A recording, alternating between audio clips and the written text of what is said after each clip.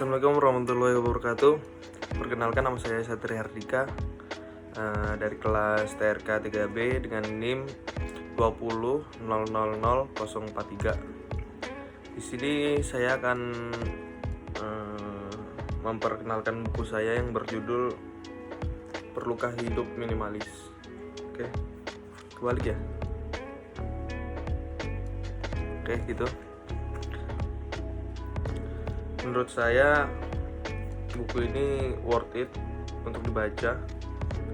Di sini kita diajarkan untuk hidup minimalis dan mengatur cara berbelanja kita. Setelah itu kita diberitahu penyebab mewabahnya budaya konsumerisme. Terus juga diberitahu apa sih gaya hidup minimalis itu. Oke, saya jelaskan sedikit. Gaya hidup minimalis adalah pilihan yang tepat di tengah derasnya arus konsumerisme.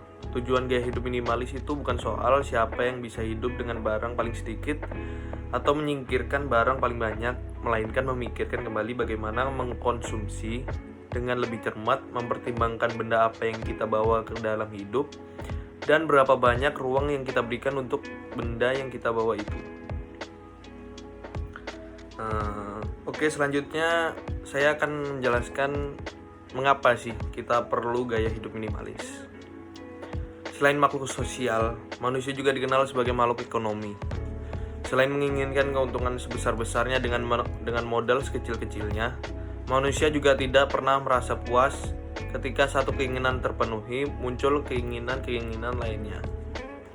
Pelaku minimalisme percaya bahwa konsumsi tidak buruk, tetapi konsumsi berlebihan dan kompulsif adalah yang buruk.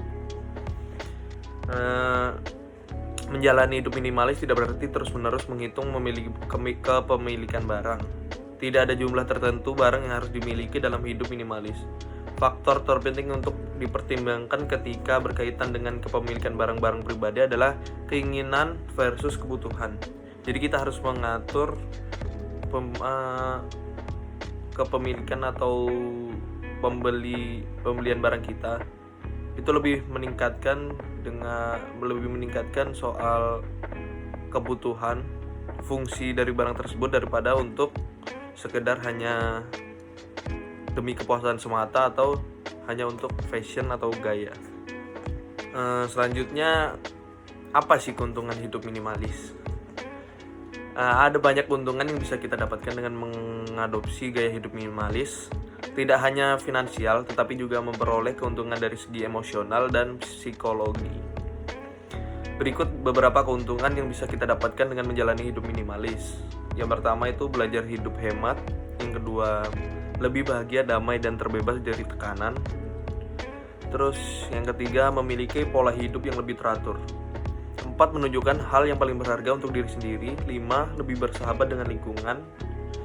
6, lebih sehat fisik maupun psikis. 7, memiliki hubungan yang lebih erat dengan orang-orang terdekat.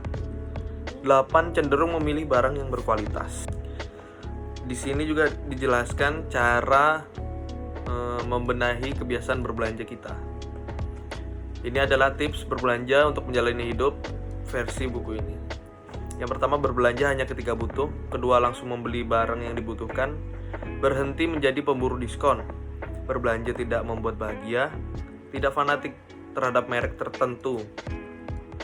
Yang terakhir, membedakan keinginan dengan kebutuhan. Jadi kita harus meningkatkan ingin membeli barang untuk kebutuhan, bukan karena kita ingin barang tersebut hanya untuk sekedar fashion, gaya, atau memuaskan diri kita semata saja. Dalam buku ini juga dijelaskan detox media sosial. Perkembangan teknologi memang sangat membantu di segala aspek kehidupan kita, termasuk dalam mencari informasi, bersosialisasi, bahkan berbelanja. Salah satunya adalah lewat media sosial.